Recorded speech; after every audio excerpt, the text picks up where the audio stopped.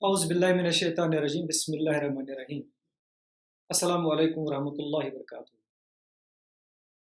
Dear students, our today's topic is how democratic and accountable are the new institutions of global governance.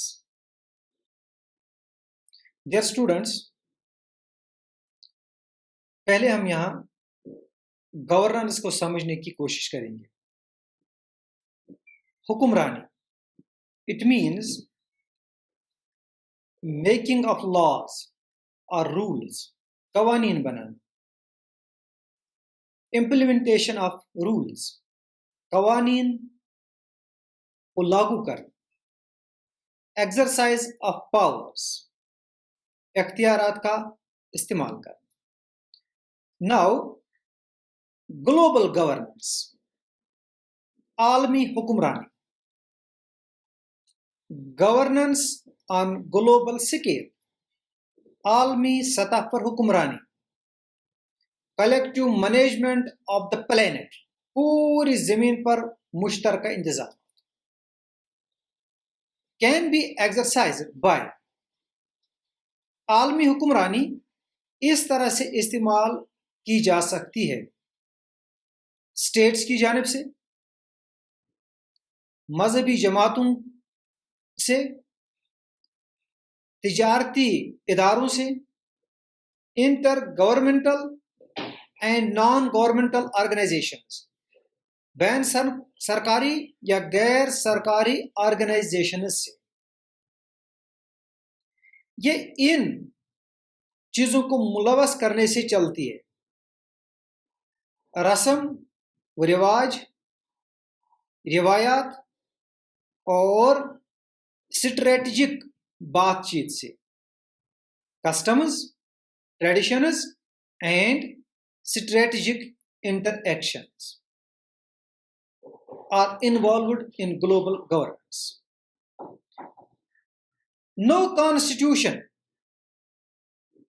बैनुल अक़वामी सतह पर कोई आइन follow हुक्मरानी की खातिर नहीं होता है। मायदों की वजह से इदारों को कवायद बनाने का इख्तियार नहीं है। Dear students, United Nations institutions are undemocratic because of US hegemony. America की बालादस्ती की वजह से यूनाइटेड नेशंस के इदाराजात गैर जमहूरी हैं, अनडेमोक्रेटिक एंड अनअकाउंटेबल। इसकी क्या वजह है? वो यूं कि यूनाइटेड स्टेट्स का इक्तिसादी ताकत का कोई मुकाबला नहीं है। पूरी दुनिया में इसे इक्तिसादी बालादस्ती हासिल है। अक्सर हेडक्वार्टर्स यूनाइटेड स्टेट्स में ही यूनाइटेड नेशंस ऑर्गेनाइजेशन के हैं। ज्यादातर ब्यूरोक्रेट्स, अफसरान भी इसी आलमी फोरम के यूनाइटेड स्टेट्स अमेरिका से ही ताल्लुक रखते हैं। इससे उनको एज मिलता है। यूनाइटेड नेशंस का जनरल सेक्रेटरी मुंतखब करने में यूएस को असर व रसूख हासिल है, या कि यूनाइटेड स्टेट्स को इस बारे में चलती है। यूनाइटेड स्टेट्स में यह सलाहियत भी मौजूद है कि ये दुनिया को तकसीम करके अपने हक में पॉलिसियों को इस्तेमाल कर सकता है। पूरी hegemony, total dominance. Now, dear students, all members of the International Monetary Fund do not have equal say.